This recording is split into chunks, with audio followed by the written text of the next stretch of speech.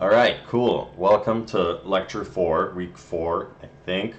I think that the first assignment was assigned already, as well as the sort of proposal for the topics, presentation, and also the final project. So if you all have any questions about that, please reach out to me on email, Discord, whatever. It should all be up in the Notion page, as well as on my courses. And really, assignment 1 hopefully is just sort of a warm up to kind of build out a couple of these things and play around with them. And you can use whatever framework that you'd like.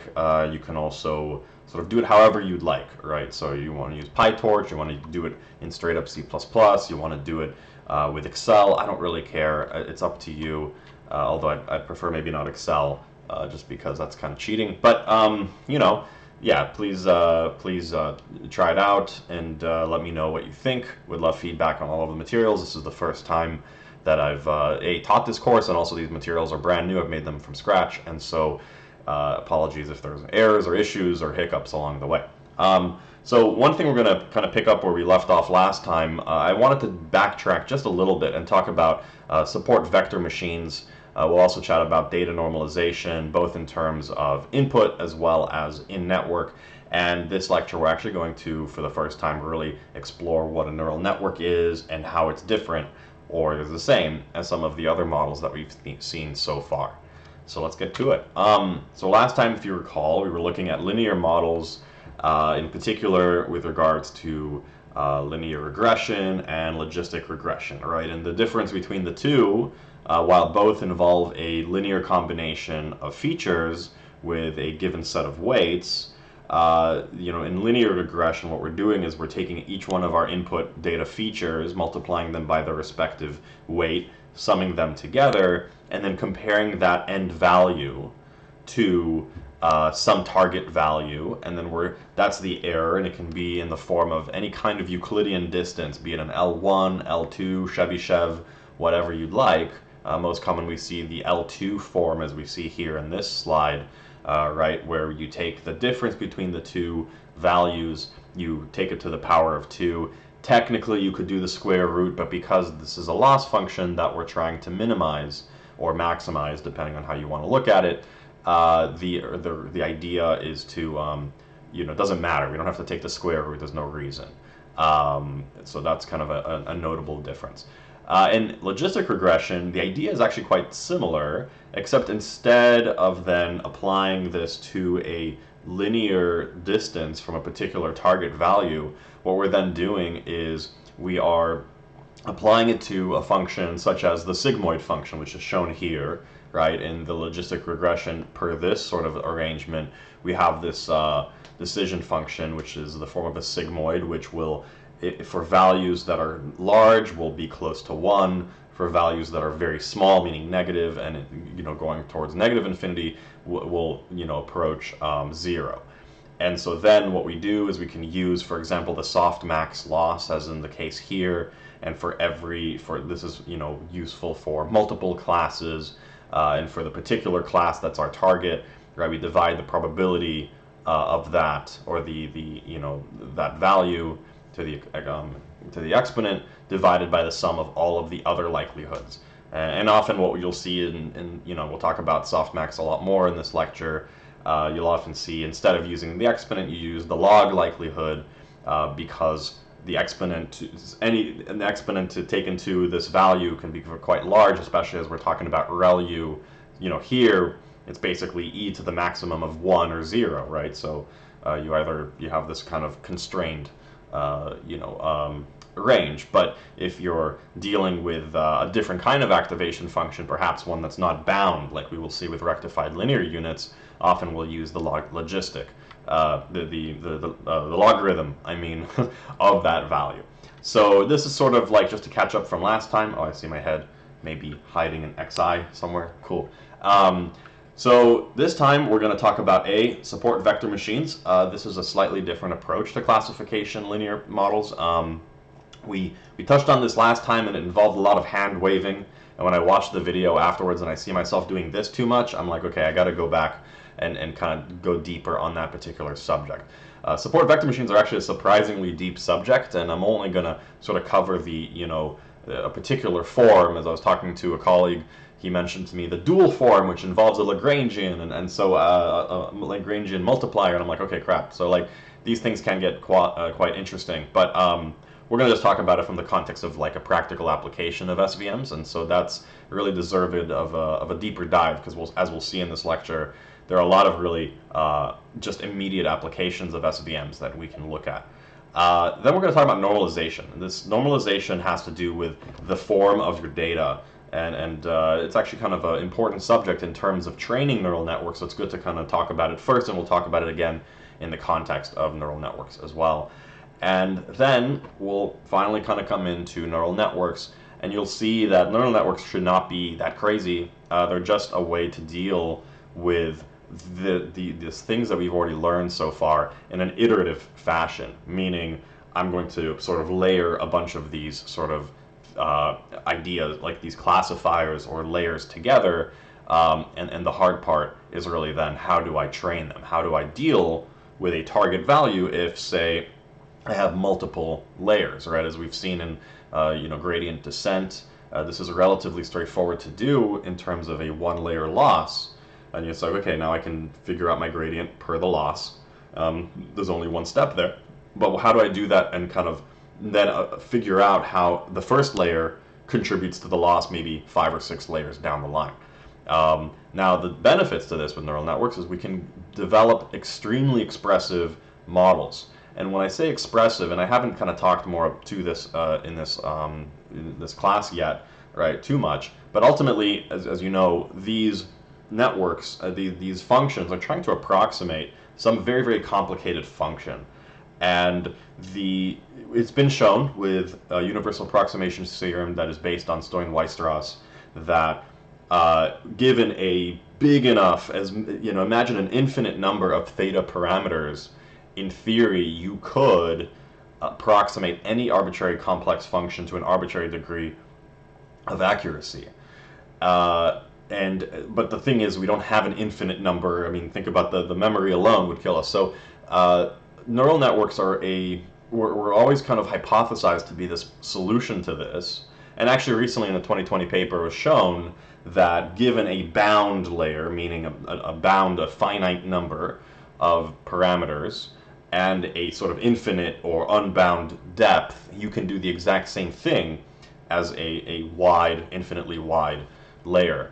I know that sounds like crazy, like we've been using these things for a long time, we know that they're very effective, and only recently have we had the mathematical basis to demonstrate that this is actually true. But it just kind of goes to show that we didn't actually know how these things, we still don't really know how these things work as well as we should, and there's a lot of research kind of left and a lot of opportunity there to kind of really etch away at how neural networks work and why they work the way they do. But regardless, what's really exciting about neural networks is given the limitations of our compute, it allows us to do significantly more expressive models than would otherwise be possible. So let's kind of recall what we talked about last time in the context of a support vector machine. And what we're doing is really, we're thinking about this vector that is supporting this, this sort of boundary line. And this is a bit of not like the most intuitive thing. If you think about it from that context, in a way, it's almost like you have this line that's being supported by this margin between the decision boundary, which is very badly drawn in this particular image. I realize this is not exactly in the middle there, but it's supposed to be where you're trying to maximize this margin between this line and the two kind of classes on either side, and you're balancing these sort of almost like these forces that keep this line up in there. If you're interested in that form, please let me know. I'm happy to do a deeper dive into support vector machines, because I found out that that particular approach and explanation of a support vector machine is very interesting and kind of talks about a lot of physics and things, which is cool.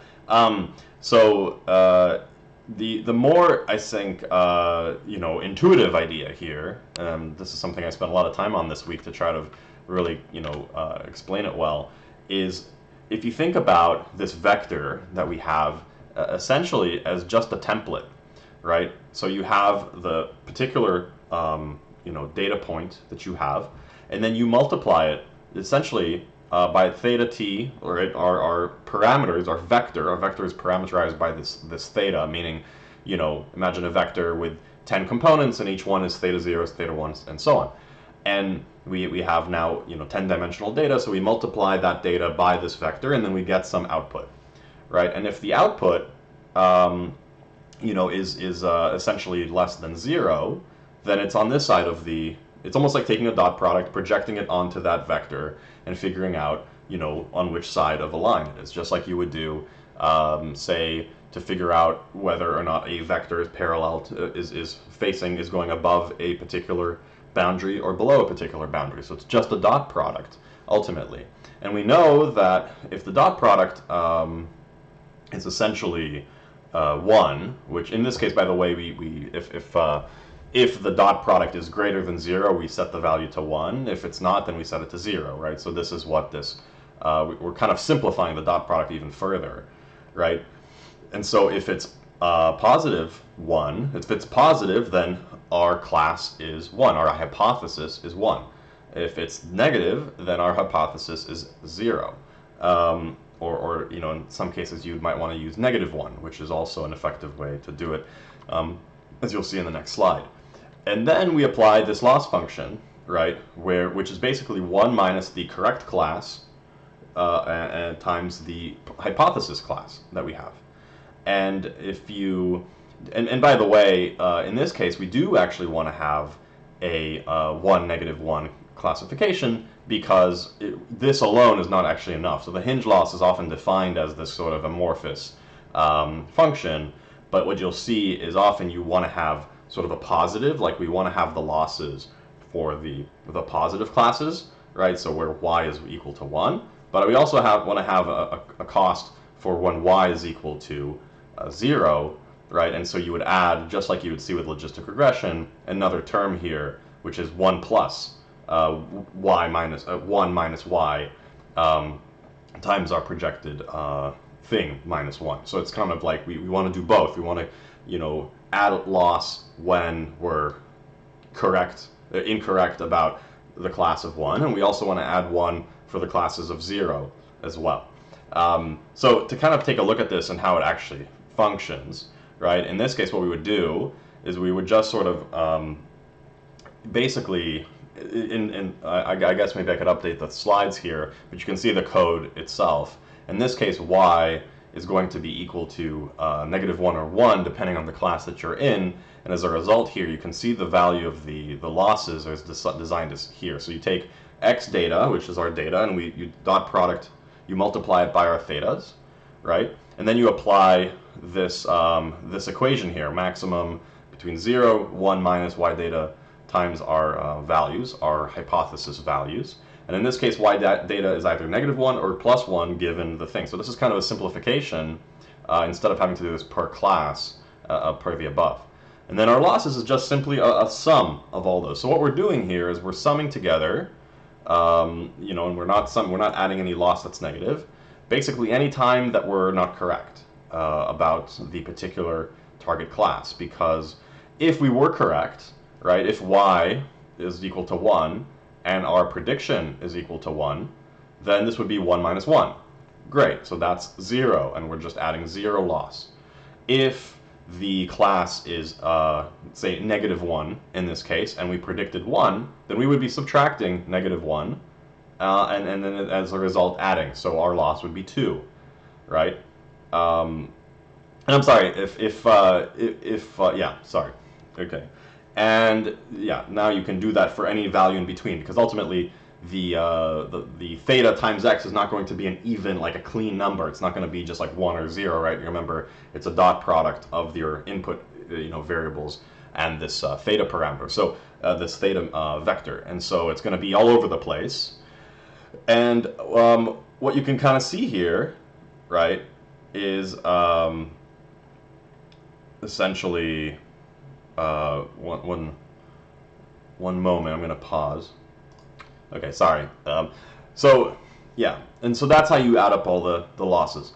Then the derivative, as you can see here, we can just derivate. So when the derivate the loss, so in the case of our losses, we basically add this value of x times y if the value, if our hypothesis value is less than 1, and it's 0 otherwise. And so you can kind of see this here down below, where our delta loss is essentially going to be x data times y. So we're basically going to calculate this value, negative x times y, for every single value in that we've predicted, for every prediction, right? And then for the ones that are greater than 1, we're just going to set it to 0. So this is kind of an easy implementation of this equation right here.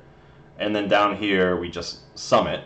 So the overall delta, is summed over the batch, right? Because we're doing this for a bunch of different values, and we then divide it by this. So we're kind of figuring out what all of the changes should be per sample, and then we're averaging them.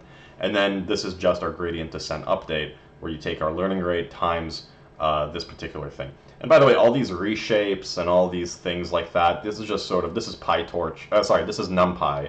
And NumPy is just a sort of nice Python package that allows you to do tensor or mathematical, calculations in Python. It's very convenient. And all these reshapes are largely just to make sure that everything lines up correctly and things like that. So it's a bit of a bane of my existence in terms of getting things to work, but ultimately you do find yourself doing this. And so here's kind of a good example. This is on a model that's been trained already. And when we take our thetas and we multiply it by 2, this value 2.5, and this 1, by the way, remember, this model involves a theta of 0, which is a bias term, which is multiplied by x of 0, and x of 0 is defined to be 1. So we sort of add a column in our data, which is just 1 for every single value. So it doesn't actually change our data in any way. It just adds this feature that is always constant as a 1. And so, say we plot 2.5. So in this plot here, you can kind of see 2.5 would be down here. And in this case, we would imagine this line here, this learned line. You can see it would still calculate that value as a class of a positive class. As you can see, the value here is 0.647, so that means that we predicted that the class is 1. And the same thing happens here, where we have 5, 2, and again. So the reason I paused is I was like, maybe I should update this. And actually, you know what I'll do? I will kind of pull up the notebook so we can talk about it. So let me pause again so I can pull that up in the background. Okay, so this is just a fun thing. This is called Google Colab. You can set this up. It's free, and you can set up a bunch of experiments and so on. So you can kind of see here, this is the code, and when we, oops, it's going to give me an error because I didn't import anything. So I'm going to import NumPy and matplotlib, and then when I run this code, actually I need to set up, so this creates my data set. Let me actually do this and change my data set so that we can actually see that decision boundary a little bit more easily. And now I'm going to fit my model, and you can kind of see here there's the loss curve. So this is iterating for 200 iterations with a learning rate of 0.01, and I'm also using learning rate decay as we talked about in the last thing.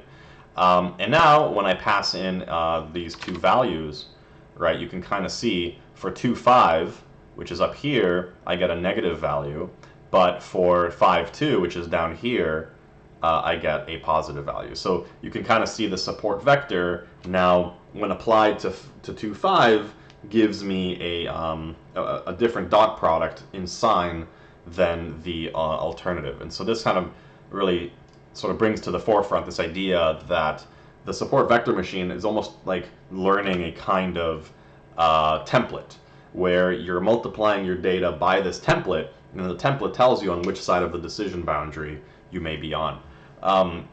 And so you can also do this with multi-class, and this is sort of what you see when you have a multi-class. You can kind of reformulate for the loss function in this slightly more eloquent way, and then that way our derivative is a lot easier to deal with, where the 1, this sort of wacky 1, just means like the identity 1. So 1 when this particular condition is true. So we're basically going to add 1 every single time our WJ, our our hypothesis for the given data point minus the actual correct class. So here we're projecting, okay, what's the likely for this particular class. Remember, we have many classes, right? So for this particular class, what's the likelihood of this of that template, right? What's the dot product of that template? And we subtract that from the correct class times this x. So what we know is we know the correct class. So we're doing this sum for all classes except for the correct one. And we're adding this delta value, which usually is just 1. We saw that in the previous implementation. And then we multiply it by x as we saw before. So we basically sum it 1 and then x for that particular feature, and that's our gradient to apply to the particular parameter. So it gets a little bit hairier when you do multi-class, but the concept is kind of the same. So yeah, there's actually more to support vector machines than this as well. You can do kernels and things like that, which then basically let you do non-linear decision boundaries. But you'd be surprised how far you can get with just this very basic linear approach. So just wanted to kind of give more attention to support vector machines. They're extremely powerful techniques, just like logistic and linear regression. One of the things you can actually do, this is a good blog post I'd recommend if you're interested in this stuff. You can actually use support vector machines in context of other sort of more traditional computer vision approaches. For example, what's called a histogram of oriented gradients. And what you're doing in the histogram of oriented gradients, you do a first pre-pass on your image to sort of determine the edges of a particular patch, right? And so what you end up getting is this sort of image that demonstrates, okay, the data here is has this sort of gradient of this nature, of this almost like a vector field representing the edges in your image. And then you can take that and then use that as an input to your SVM and then train it against, okay, well, this is what the oriented gradient of a car looks like, right? And then you learn, is this a car? Is this not a car? And the way you then apply this is by what's called a sliding window approach. And then what this means is you basically take a patch in your image and then you run your SVM classifier against the oriented histograms of that patch, and then you just kind of move it along. And for every location, you can say, what's the likelihood, right, of a particular area being a car or not being a car? And then what you do is you sum it all together and you figure out, okay, well, you know what? This area said yes, and this area said yes, and these areas said no.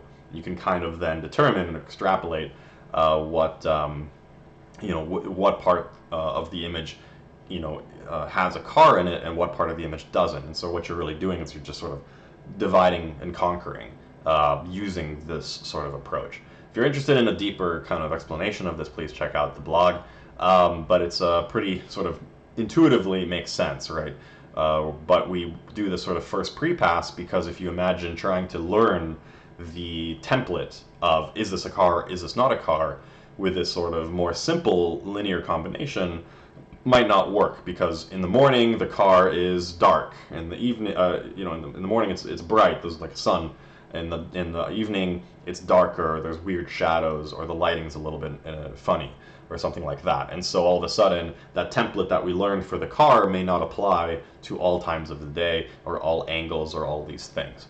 And so using this oriented gradient approach then allows us to, instead of dealing with the pixel values themselves, which are kind of hard and vary a lot throughout the day, we're dealing with things that vary less per object that we're looking for. And actually, you'll find as we talk about in the next lecture is convolutional neural networks, the early layers of most networks end up doing this kind of thing anyways. So it's a very sort of intuitive thing that we kind of backed into, and then ultimately found out that that's the way. And actually, there's a neurological and biological basis to this as well, with an experiment that was done in back in the day with Weasel and Hubel or something. If that's interested, maybe I'll post it in the Discord or on the class page. The neurological basis for a lot of this stuff is very, very interesting, but kind of beyond the scope of the class. But I'm happy to talk. Many machine learning classes will just go and talk about a lot of that stuff for like a whole lecture. So if that's of interest, I'm happy to do it. It's a personal interest of mine as well, as I read a lot about sort of the neurological basis of a lot of these algorithms. So cool. Let's move on. Let's talk a little bit about normalization. So you can imagine if our data is sort of skewed, where particular features, right, are on a different scale than the other features, then we may run into some issues. Right? Remember, gradient descent is trying to sort of determine the direction to go, and often if our landscape, so to speak, is sort of steeper in some ways and not as steep in other ways, we may be tricking our gradient descent algorithm to kind of take longer than it should, or potentially even miss areas, because remember, we apply a learning rate to that, and then we scale that gradient based on that. Now, that may not necessarily matter too much in the context of the Euclidean sort of norm. The reality is that we're always sort of following the correct path. But if you recall regularization, this kind of throws a bit of a wrench into our plans, because if a particular weight is large, right, then we're penalizing the loss, right? So basically what this regularization term is doing is it's actually trying to make sure that all of our parameters are approximately in the same range of values. So if you have, say, 10 parameters and they're all 1, right, this value is going to be lambda times 1 10 times, and so you're just going to have 10 lambda, right? That's great. But say we have all parameters 1, and one of the parameters is 10, right? So then we have 9 plus 100 times lambda, so we have 109 lambda. So there's an overt penalization for particular theta that would then, imagine if the rest of our losses are actually, our model is doing quite well, but ultimately, it's we have a very high loss. And so one of the things that we can do about this is we're going to try to get all the thetas to sort of speak the same language. And the way we do that is by normalizing our features. So say you have a really good example of this is housing data, right? So for example, imagine the case where you have a housing data that, and this is also true for the output data, but maybe not as much. But you have a housing data with bedrooms. So the bedrooms most often is going to be some number between 0 and 5. Let's say that's kind of the range. But then we also have a square footage feature as well. And say the square footage is going to be some value between, say, 500 and potentially 10,000 or something like ridiculous, right? Or acre, the lot size or what have you. So we have these two parameters that have very different scales, and as a result, the thetas have to be very different scales as well. You can imagine that to ensure that the number of bedrooms is going to be considered just as much as the square footage of the house, the theta for the square footage of the house is going to be basically orders of magnitude smaller than the theta for the number of bedrooms in the house. And so you have to kind of be worried about this kind of scenario, because then all of a sudden it's going to be very hard for our model to realize, oh, actually the square footage of the house is much less interesting and much less important in terms of the weight that we give it. And so one thing we can do is we can utilize essentially normalization to sort of do this for our model on the front end. And what we do, there's a very common one called standardization or z-normalization, which I don't know why it's called z-normalization. For those of you who are from a graphics game background, you laugh at the z. It's like, why z? But whatever. And the idea is basically we determine the mean of our data, of each feature, and we then divide it by the standard deviation of that feature. And so what we're doing is we're then giving every feature a mean of 0 and a standard deviation of 1, right? That's ultimately the goal. And you'll see this pattern like play out over and over and over again, this idea of our features input to each layer, to each algorithm, wanting to be in this sort of normal distribution with a mean of, just as the distribution with a mean of 0 and a standard deviation of 1, is a very common pattern that we'll see in machine learning all over the place, just for the purposes of training our model. It's not so much that, keep in mind, right, when we actually evaluate our data, we have to renormalize, like unnormalize, to figure out what's going on. But in terms of our model is operating now, all of the data is sort of on the same scale. And if you want to visualize this, imagine you have this very sort of stretched out cluster of data. So first we zero center it, and then we normalize it, so it kind of takes up a nice little square, if you were to visualize it.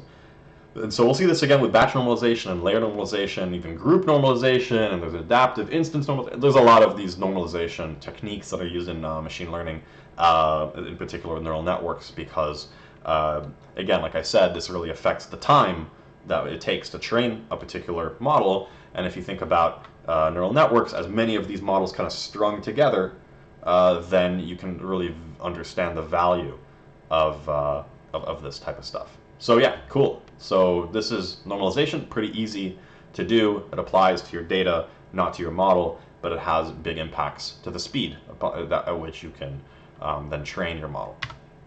So let's get to the main course, neural networks, right? And by the way, like neural networks, as we'll talk, what makes them deep is that they have multiple layers. So we've already seen single layer perceptrons. And so when you take multiple perceptrons and sort of stack them up like a cake or whatever, then you're talking about what's called a multi-layer perceptron. Often, a true multi-layer perceptron is considered with 3 layers minimum, because you have an input layer, an output layer, and a hidden layer. And I think that, let me kind of talk to each one of these layers independently. The input layer is a layer that is directly connected to your feature. So if you consider this in the context of logistic or linear regression, that is essentially what we've seen always. That's the same thing as before. The output layer is your output. So in the context of a single layer perceptron, the input layer is the output layer. There is no difference between the two. And so what makes a multi-layer perceptron sort of multi-layer is that you have this hidden layer between the input layers and the output layer. One thing that's really notable about the output layer in a perceptron is often you do not put a nonlinearity on it.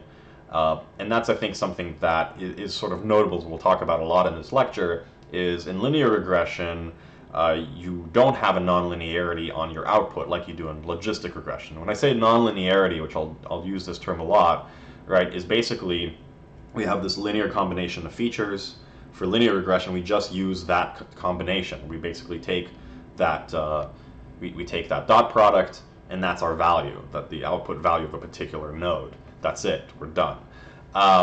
But for a logistic regression, right, remember that we put that linear combination into a sigmoid function, and that was a nonlinear function that took some, range of values and constrained it down to, essentially 0 and 1 in this sort of nonlinear fashion. So even if our value to the output of our layer was, say, 1,000,000, the sigmoid would just be approaching 1. If the output of our layer was -1,000,000, it would be approaching 0.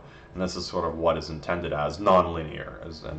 I can talk to the mathematical properties of this as well if you'd like, but ultimately, linear functions being able to be combined in a linear fashion, resulting in maintaining all the distributive, commutative, all those properties. So this nonlinear function does not do that, right? And so the idea with a multi-layer perceptron then is that the input layer has this nonlinearity on it, be it sigmoid, ReLU. We'll talk about the different options in a minute. And then all those outputs then each individually get connected to another layer, which have an arbitrary number of neurons in this sort of hidden layer. And the output of that generally also has a nonlinearity applied to it. And then a final output layer, which again takes in all the inputs. So each one of these is just like its own linear combination. And then the output of that generally is not, you can choose. As we'll see, there's a lot of different ways of how to deal with the output. If you're doing a linear regression task with one of these, there's no nonlinearity.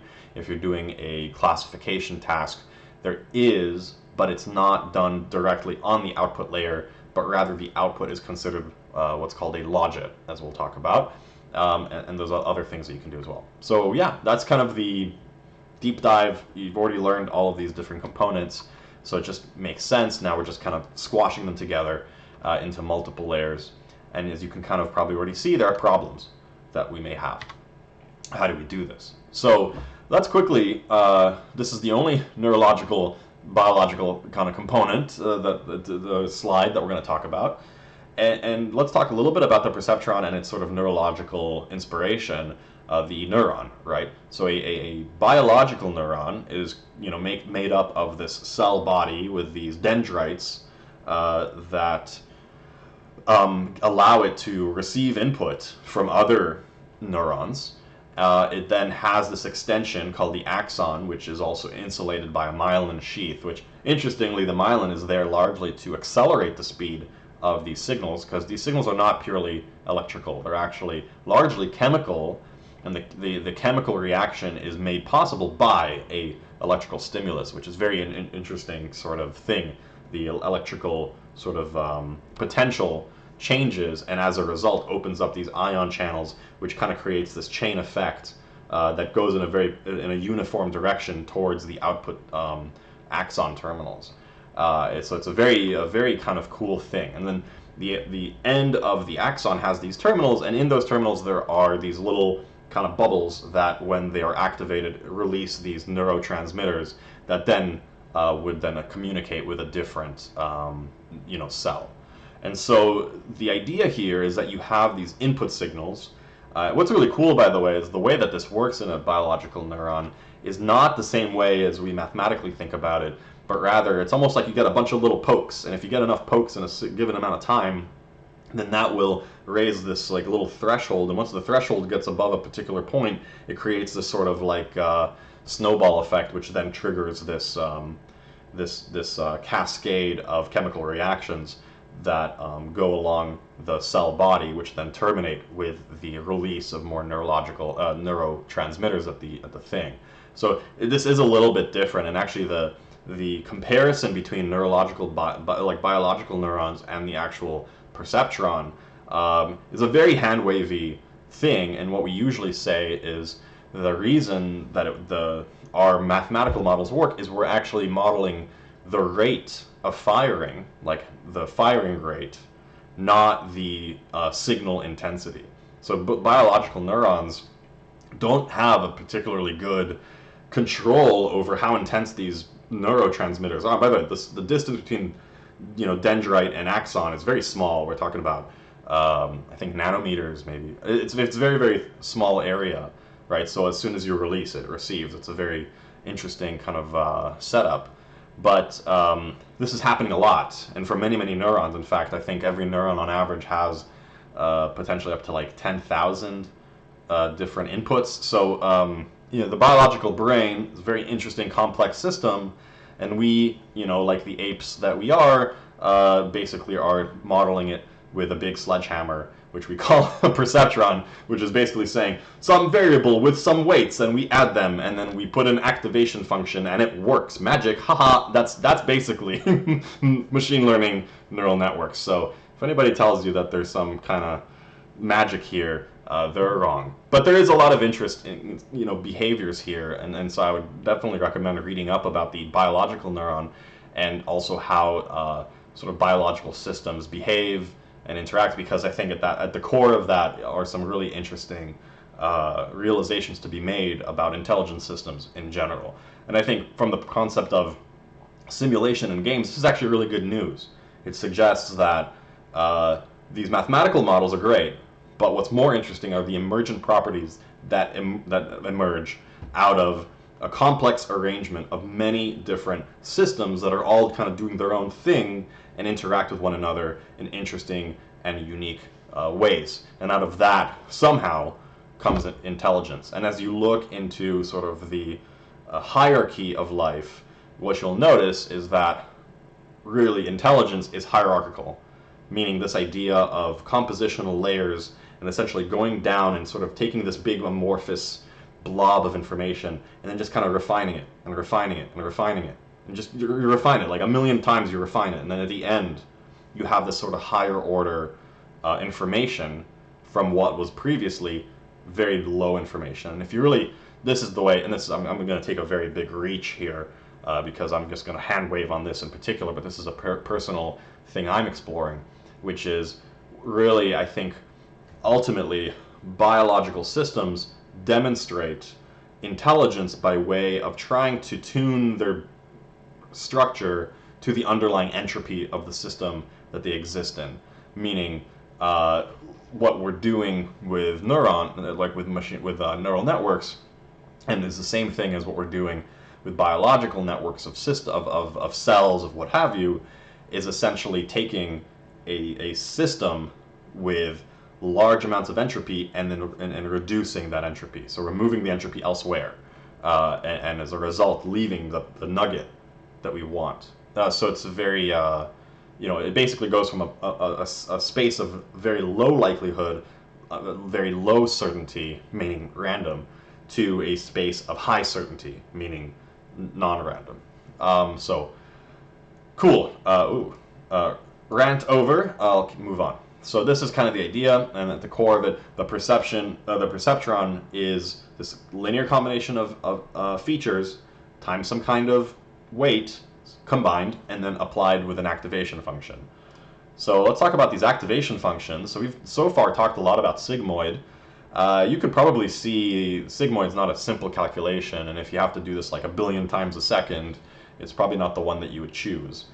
Tan H is a little bit, is kind of very similar to the sigmoid. In fact, the tan H and the sigmoid, a sigmoid is largely just sort of like a shifted version of the tan H.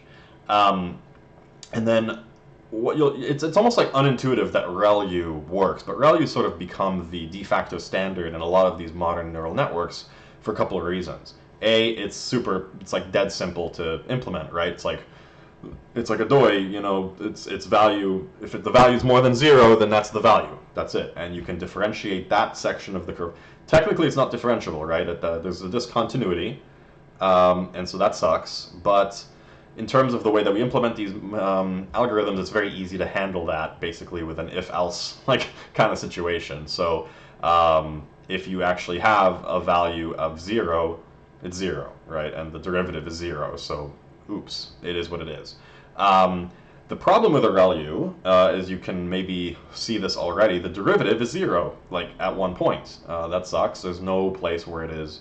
And so you can have a neuron, say in a simple system, get stuck in there, right? So if you recall, the way that we change the weights of our system is by applying the derivative, as we'll talk about, the contribution, the sort of local gradient of that particular layer to the weights of the system. But if your gradient's 0, then you're stuck, and you may have a neuron, what's called a dead ReLU neuron, that's just dead. It's never going to update. For whatever reason, the training data just never nudges it in the right direction, or surrounding things. It's always stuck there, it never activates, and you're dead forever. So a couple of other activation functions have been proposed. If you're interested, this is a great paper on the subject, such as leaky ReLU and LU. And these kind of solve this problem. Leaky ReLU just essentially kind of makes the value below 0 a very small value of x. And LU kind of gives you this more smooth continuity. It's continuous at that point, so it's easier to derivate. The problem is these are more computation. I guess leaky ReLU is not as much computation as LU, because LU also involves in the negative region taking e to the power of x to that exponent. In practice, you still see ReLU everywhere because it works for the most part, and so given the high dimensionality of the data that a lot of these systems deal with. Right, we've talked about one dimension, right? I'm trying to figure out what the house price is of a house given a bunch of different features. That when I talk about even a 32 by 32, pixel image with 3 channels, right? What is 32? I'm going to pause while I do mental math. So yeah, 32 times 32, right, is crap, I just did the math. It's like 2 to the 10, right? So that's 56, 512, 1024, and then times 3 channels is 3072, right? So for a 32 image RGB image, for the 32 pixel by 32 pixel RGB image, you've got essentially 3072 features to deal with. And so in terms of these activation functions, you've got a lot of chances to not do this. And with smart initialization of the weights, also what we'll talk about in per layer normalization, a lot of these things don't actually really come to play. And so you'll find that you'll use leaky ReLU and LU occasionally, but for particular architectures or particular situations, but it's not as common as ReLU or sigmoid. Sigmoid's not that bad. It's like I said, it's not, kind of lost its flavor. One of the main reasons, by the way, sigmoid is less interesting these days is ReLU allows every neuron to kind of have this strong opinion. So as you can see, there is no bound. So if your value of x is very, very, very positive, that's the activation value. The activation value can go to infinity if you want to, right? Now you should have other things in your network that prevent that from happening, such as regularization, that don't really let you go there. But at the same time, it allows a particular neuron to be sort of outsized in its impact to the activation of the following layer. Whereas sigmoid, tanh, saturate, right? There is no way to exceed 1 or -1 respectively. The other thing that you'll find with sigmoid and tanh, in the same way that the ReLU can have a dead region in the negative, as you can see, sigmoid, as it gets very positive, has a very flat slope. Same thing with tanh. And so what can happen there are what's called vanishing gradients, because you've saturated your activation function.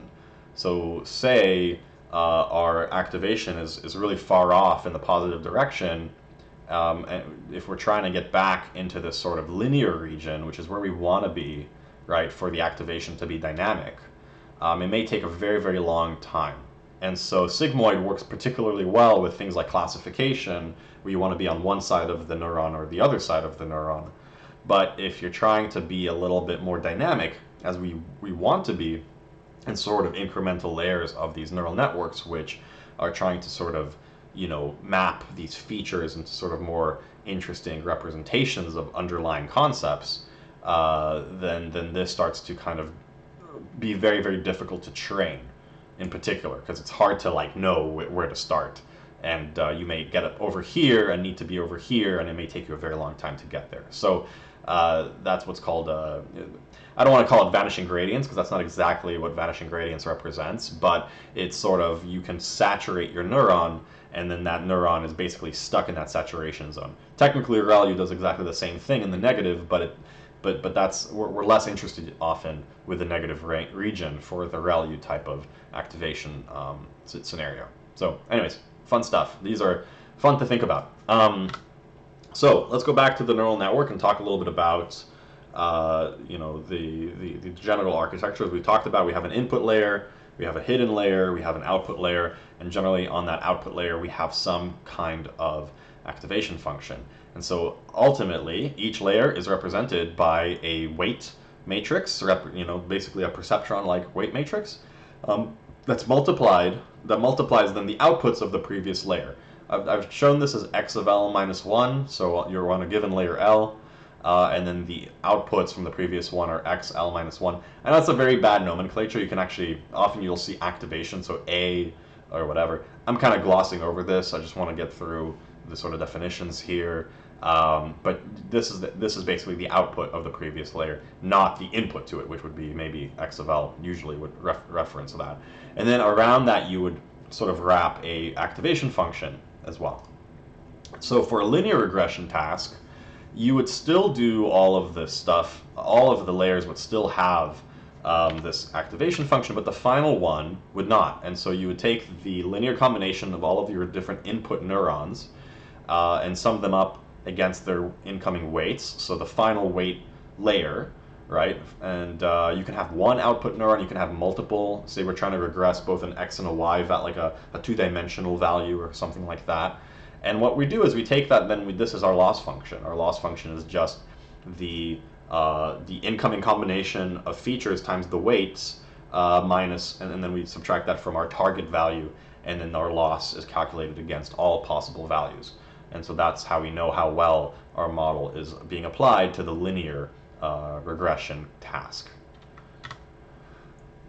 When we have more of a classification task, this looks more like just a general neural network with an output layer with a sigmoid. So I know I just made a whole bunch of ruckus about sigmoid not being used in neural networks as much, but the output often is, in the context of a one versus all classification, generally is a sigmoid, because now you're just trying to figure out, okay, my linear combination of weights, just like we had before, but now we have some kind of feature representation that our network learned that minimizes this loss function. And you can kind of see here, it's essentially what's called the cross-entropy loss. And we do this per class. So this is sort of the per class cross-entropy score, and we do this over every class and every item in our mini batch.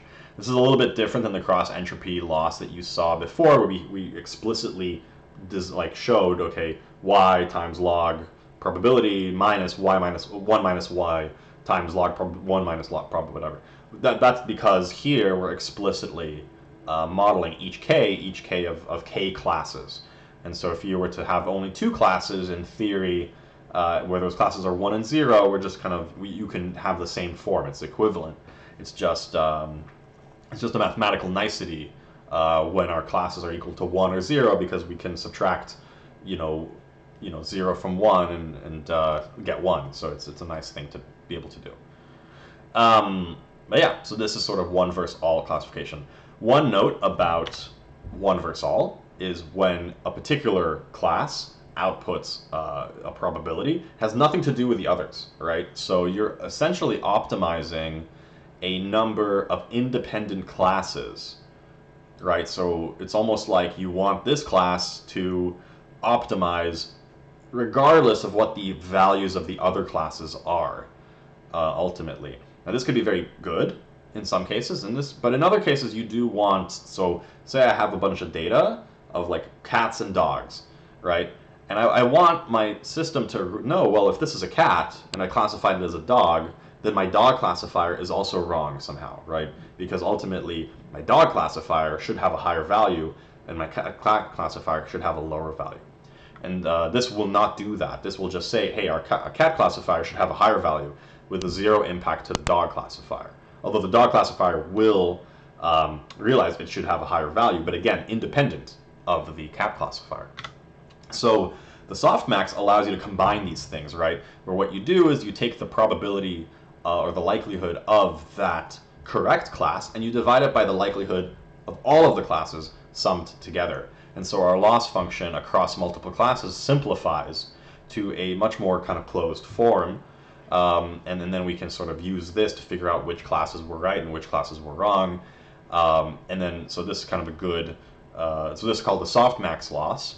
And in this case, we treat the output of our network, as we were talking about, as logits. So we're not applying any activation functions to them. They're just it's like a score. It's like saying this class has a score of 20. This class has a score of 1, right? And then we take that score and we take it to the exponent of e, and to the exponent of that score, and we divide it by the sum of all those exponents. And then that's how we know what's the likelihood of the correct class. And that's the error, right? The error, we want to maximize that particular value. And that way, for example, here you can see this example of 2. This is what's called MNIST, which is a very popular, very simple data set that you can use, where it's a bunch of handwritten digits in black and white. And so the input is an image of 2. We run it through our network. It outputs a number of logits, right? 0.1, 2, and 1. You can see once we run it through the softmax-like function, the output of the second one is a 0.7, and so that is our winner. And the overall loss, right, would be e to the power of 2 divided by e to the power 0.1 plus e to the power of 2 plus e to the power of 1, right? And so these are considered logits, and the probability then is that it's effective e to the power 2 divided by 0 by the sum of them. And so we can figure out which one has the highest probability, and our loss is calculated as the correct class divided by this probability of the correct class, which in this case would be, our loss would be 0.2 divided by these other by the sum or something. That's our error, right? So in case this is the correct class or whatever. Yeah, so that's the softmax loss. So just to kind of summarize, right? In a neural network, we have an input layer. We have these hidden layers, which essentially convert our input features into representative features that we then can pass on to a final output layer, which is maybe a classifier, maybe a linear regression task. In the case of a softmax classifier, each one of these scores is treated as a probability of that being the correct class, and then the loss is calculated as the probability of the correct class that, in our thing, divided by the probabilities of all the classes. And so then we can correct our network based on these losses. And just kind of go back, right? The losses will then now use to figure out, well, we can figure out what the changes of the weights here should be per the previous thing. That's easy, right? That's just like what we talked about before with gradient descent. We could figure out the gradient of that particular layer given, like, given we draw a line here to the input and say the input to that layer is just a system. But the hard part now is, how do we figure out the updates to the previous layers, right? Because we have the loss and we maybe have the gradient for this particular layer, but we don't know how to then update these other layers to change the feature representation such that our output layers can make better decisions, right? So how do we then train these more complicated networks? Well, with some math. And this is, I'm going to sort of gloss over backpropagation and compute graphs because it's a bit out of the scope of this particular course. With that said, like, you should understand this stuff. And while we do have a lot of, software packages that do this for us, I think it's always a good exercise to really do it yourself a couple of times for some simple algorithms. So maybe that will be an assignment that we do, or what have you. But let's kind of dive in. So the general concept of backpropagation is, so we have this network, right? Given we know the gradients here and we know the loss here, what we want to do is we want to know what contribution to the loss has this prior layer made, and how do we update the weights of those prior layers. And so we can actually, if we take a look at, for example, imagine a 2-layer network, right? We have our output layer, and our output layer, the loss and the derivative of the loss is just given by, if we were to just have one layer, by y minus the weights of that layer times the incoming features, times that feature. So we've seen this a bunch of times already. But what if instead we treat xi as the incoming features from the previous one on input features? And you can kind of see that if we just sort of plug into xi here, the value, right, for the loss, right, what we're doing is we have theta 2 times theta 1 times the input, right? So we're basically just chaining these things together. And so if I can remind you of the chain rule, right, you can almost think about this as the partial derivative of the loss respective to the output. Theta 2 here is the output weights, the second layer weights, right? It's basically, if we just plug and chug this into the derivative, we can see now that what we're doing is we're actually we're subtracting from y the value, the chained value of the input features times x1 times theta 2 times theta 1, and then multiplying it by those input features. And so this is sort of just a chain application of that same layer. And this is a linear regression. Imagine these layers have no activation function in between. I'm doing this purposefully to kind of demonstrate the simplicity of this. And so if we were to want to figure out the derivative of the partial derivative of the loss respective to the input weights, right, to theta 1, we can kind of use the chain rule here. We can say, okay, well, the derivative of the derivative of the output respective to x, the derivative of, sorry,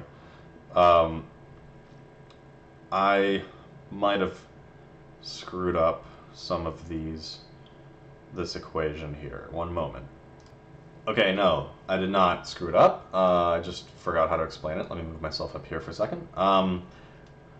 So in this case, we can take the derivative and split up the derivative of theta of partial of the loss with respect to theta 2. And we can say, okay, we're going to have that be the derivative of the input activations with respect to theta 2, right, times the derivative of the input values x of I with respect to theta, the derivative of with respect to theta 1, right? This is essentially just the chain rule.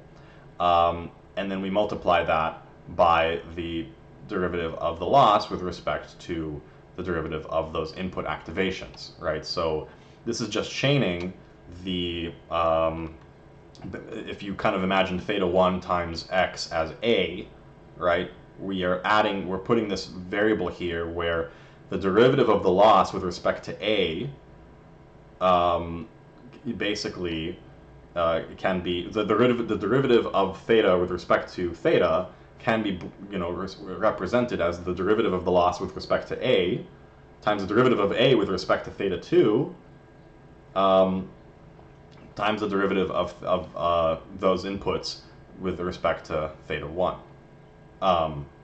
And so what we get then is the derivative of the loss with respect to theta 2 times the derivative of the input values with respect to theta 1. And this is just the chain rule, which I'll talk about in just a moment, a bit more. But what this allows us to do is basically say, okay, we're going to figure out the derivative of the output given the input is treated as this sort of intermediate value, a, which is equivalent to theta 1 times x, right? So we'll figure out the derivative of that, and if we can do that, then great. And that's our derivative with respect to theta 2 of this variable a. And then we then sort of hold that constant, and we figure out the derivative of that variable a with respect to theta 1, and then we can have that, and then we could just multiply it to then get the derivative of the loss with respect to theta 1. So again, this is just chain rule, as we'll go into a little bit more depth of detail here. So the idea here is, this is what's called backpropagation. What we're doing is we're backpropagating this chain rule through a compute graph. So to kind of remind you, the chain rule here over on the right is given a function that has an input to it that is also a function. The resulting derivative is the derivative of the value of the function times the function's derivative, right? And so that's kind of what we're doing here. So in the case of this sort of simple graph, right, on the left, in this middle, we have this graph where we take a plus b is equal to x, b plus c is equal to y, and then f is equal to x times y. So the derivative of f with respect to f is, so let's say we'll follow this example, right? A is -1, 3, and 4, right? So -1 plus 3 is 2, 3 plus 4 is 7, 2 plus 7 times each other. 2 times 7 is 14, right? So the derivative now of f given f is 1, right? Because the derivative of x is 1, as we know.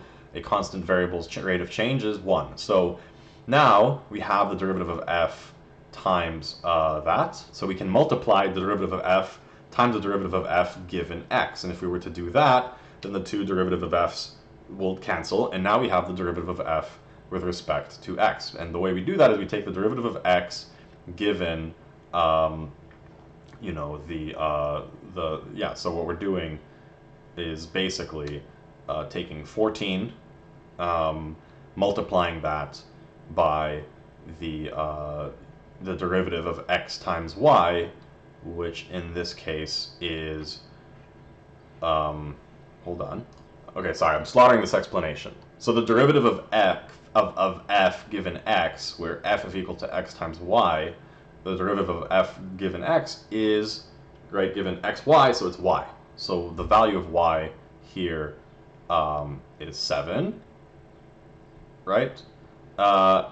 And so that way we know the derivative of f of x is 7, right? So we multiply df times df dx, and we get 7 because that's 1 times 7. Cool. So let's go back a little bit, right? And here are df of the dx of dA, right? X is going to be equal to a plus b, is just going to be 1. And so then we take the df dx and we multiply it by df dA, dx dA, which is going to be 1, and then we just get 7 again. And so you can kind of see the more interesting one here is b, right? So b is going to be equal to dx dB plus dy dB, because it's both, right? And so you actually get the dx dB plus dy dB times df is going to be 7 plus 2 times 1. And so that's the contribution of b is going to both x and y. I know I kind of slaughtered this. It's not the funnest thing to explain, but the idea here is that you're just chaining these variables over and over and over again. And I think in practice, it makes a lot more sense than my explanation, because ultimately each module, let's call it a module, be it a layer, be it a function, be it whatever, has both a forward and a backward function. So in forward mode, it's very easy, right? You just have this equation or this module or whatever, right? For example, the dot product, an affine transformation, the forward pass is essentially taking all the values and multiplying, like the input features, and multiplying them by the weights. In backward mode, you calculate then the local gradient. So you're given, in backward mode, you're given the gradient of the, the next stage. You don't have to know what that stage is, you just get the gradient, and then you multiply that by the local gradient, right? And then you pass your own local gradient back to your previous modules as well, and so on and so forth. And so you can kind of see this split here of x and y is generally not done this way. It's actually done by way of a vector, right? So you're going to have not usually like one x and one y. You're going to have some vector, and then you pass to that previous stage that gave you that vector, that thing. If you do it like a compute graph, like explicitly so, then you're looking at this kind of thing where you're passing to each previous contributory variable the derivative of that local stage with respect to that input variable. So for example, if my module is this x, where x is equal to a plus b, my derivative would be my input derivative times, like my following derivative times the, I'll just pass it to them that way. And then also the derivative of this stage with respect to the contributory variables, like dx dA, dx dB, which in this case would just be b or a respectively, right? So yeah, I know it's kind of a lot, but keep in mind often we're using a piece of software like AutoGrad that does this for us, and that's what AutoGrad really means. It's an auto gradient thing. Another way is you can also do sort of figure the backward function tends to be the harder one to implement, because forward we can come up with anything, but backward we have to analyze what we came up with, and not everything is analyzable or easy to do so. And so one of the kind of really great things in your tool belt here is numerical gradient analysis, meaning we talked about this in the previous lecture, right, where you kind of iterate through your features, and you kind of you change each feature by a small deviation, and then that way you can then numerically calculate the gradient of that. Now that's not very valuable in terms of runtime because that's very slow. However, it does give you sort of the ability to determine if your analytical gradient is correct or not if you are developing this, right? So if I build some new module and I want to know if my backward pass is giving me the correct gradient, I can just sort of like numerically analyze the gradient and then compare the value I get from the numerical gradient to the correct to the analytical gradient. And if that error is small enough, then I can kind of have confidence that I'm doing it correctly. So, whew, cool. Okay, so regularization. Now, we've talked about regularization before, and the thing about neural networks, regularization becomes really critical because you've got a lot of parameters, and they're particularly prone to overfitting, because often your neural network will have sometimes more parameters than features in your incoming data. So you may have, say, it's very common to have, for example, a neural network with up to 12 layers of very complex functions for an input of even 3,000, like a 32 by 32 RGB image. The network may have like 500,000 parameters, and so you really need to be worried about overfitting to the sort of source data, especially if you have very limited data. So it's both a kind of a trade-off of having a lot of training data, but also regularizing your model so that it kind of fits your data more evenly, because often you'll have a model that will reduce the training loss very, very low, but then when you apply it to real data or to new data it hasn't seen, it performs very, very badly. And so regularization is a common tool to do. So if you're doing Euclidean regularization, right, that's essentially just adding the L1 norm or the L2 norm as seen here. You can also use the Chebyshev distance as well. There's a lot of different kinds of norms, but these are the two common ones. And what this is trying to do is it's trying to sort of smooth out your decision boundaries in a way, in a linear way. And again, the sort of intuition here is that it's penalizing your weights for being too large. So if you have particular weights that are way out here and outliers, this is going to try to like bring them back down to earth, so to speak.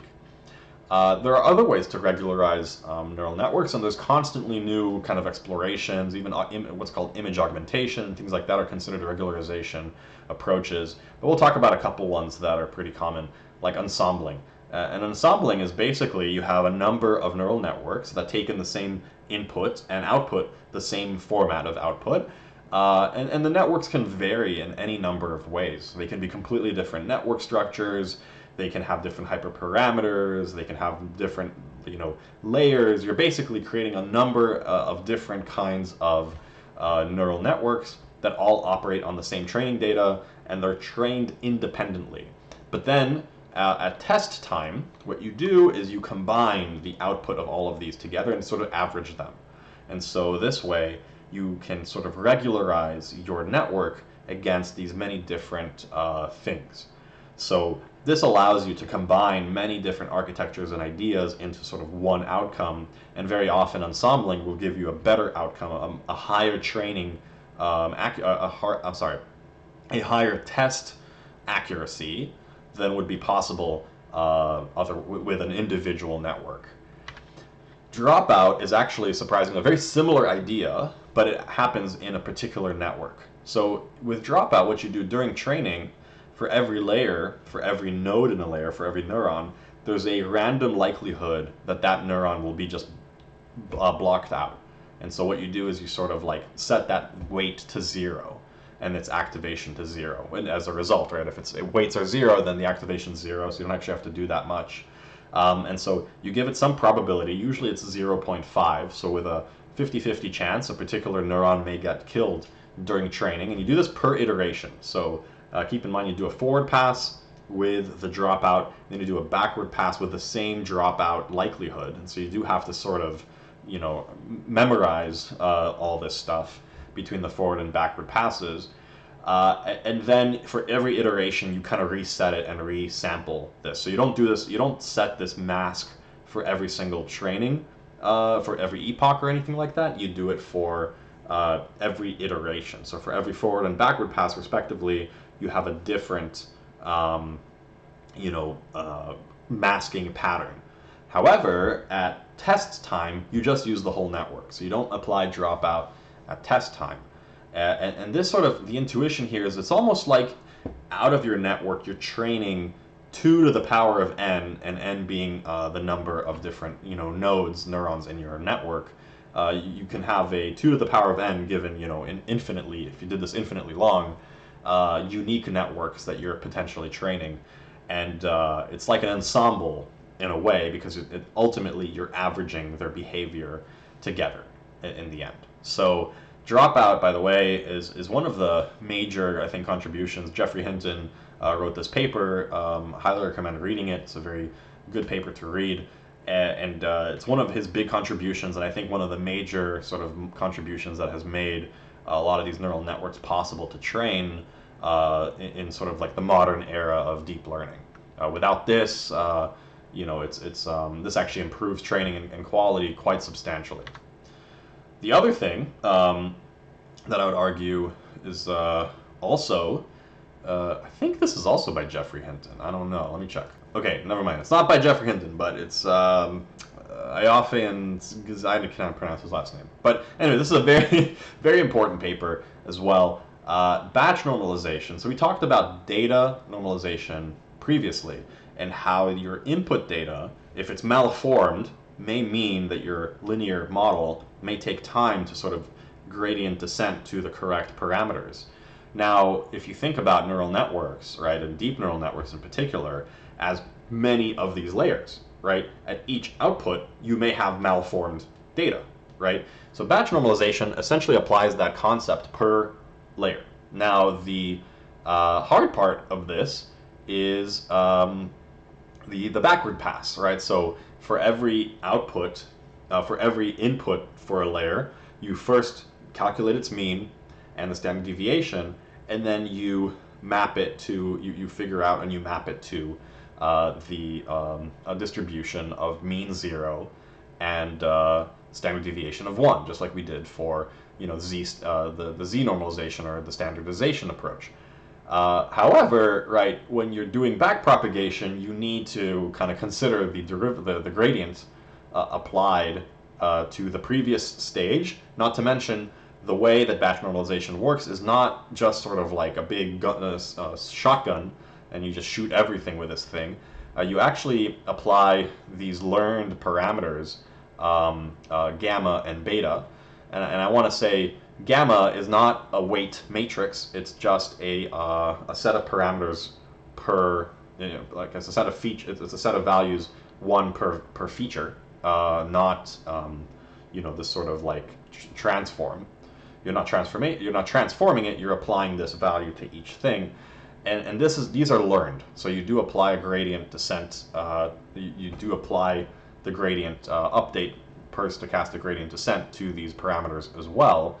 And something to note here, the reason you do this is these are learned, and ultimately what you can do is you can learn these particular parameters of the data if you want, given the behavior of the model, if the given parameter is equal to the variance and the beta is equivalent to the expected value, which is just the mean of the data, you've essentially learned the undoing of this transformation. So if this happens, this particular layer can learn to undo itself.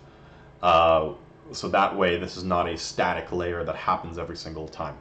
So the hard part of implementation here is implementing the gradient descent step and the backward pass and all that to be passed on to the previous layers, and also to update these sort of internal learned parameters. But batch normalization, I think, has had one of the biggest impacts in the ability to train neural networks quickly, probably a bigger impact than almost anything else. However, it's particularly computationally intensive, and so very shortly after this paper came out, layer normalization, which is very similar to batch normalization, except as you can see with batch normalization, this is done per feature, and with layer normalization, this is done per layer. So it's actually kind of the same concept, again, with a learned gamma and beta, except the average and the standard deviation is applied to all of the hidden units in a given layer versus per hidden unit in batch normalization. So it's a subtle difference, and in implementation it's a very minor one, but it works well, and it really speeds up training. So ultimately, this is not about better performance for a particular machine learning algorithm, because it doesn't change the behavior, right? All it does is it's moving your data around. It just moves your data into a place where the sort of, incoming transformation has an easier time. So it has to make smaller adjustments to the features, smaller iterations, meaning easier training. And easier training means faster training, ultimately. So this has had a big impact on the ability of neural networks to train in especially high dimensional and spaces. So you might ask yourself, like, well, what do we come up, like, how do we decide the values of these parameters, right? Like, so I can start off and my thetas are 0, but maybe that's not the right idea, right? And it's kind of true. If your thetas are very low, it might have really hard time learning anything. Your derivatives may be kind of small, and you may have trouble sort of nudging it in the right direction. And if they're too big, same thing, right? You're too far away, and it might take you a really long time. Maybe you'll overshoot, and so on. So Xavier and K-Ming initialization essentially come along and say that let's sample our theta values, our weight values for each layer, against this distribution with a mean of 0. Again, this very fun thing. It's always mean of 0. And with a variance equivalent, in the case of Xavier, to 1 over the number of input features. And in the case of K-Ming, 2 over the number of input features. So very different, but you can read the papers to kind of see the performance impact of either one. K-Ming, I think, these days is considered better, but it's the same thing, generally speaking, kind of intuitively. There are other things you can do. You can also, I've seen in this paper with Bengio and Yeshua, or I forget who else. But anyways, this paper talks a little bit about also using a variance of 1 over the input plus the output. But you can kind of experiment with this, and I think this is one of those hyperparameters in your model that you may tweak to see if your thing can train a little bit faster or better. So that's it. This has been kind of a quick dive into neural networks, and next time I was going to talk about frameworks this time, but I was like, okay, well, this is too much content and too much material, and also I have to catch up on implementing a lot of stuff. So next time we'll talk about frameworks like PyTorch and TensorFlow and Epoch, as well as we'll introduce the concept of CNN networks. And I don't mean the news network, I mean convolutional neural networks. So I guess the networks bit there is redundant. But convolutional neural networks are, I think, one of the big reasons that machine learning and deep learning in particular have seen a renaissance over the last 10 years.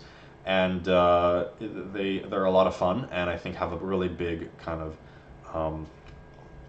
impact for the content of what our course is going to talk about. So yeah, this is the end of this lecture. See you next time.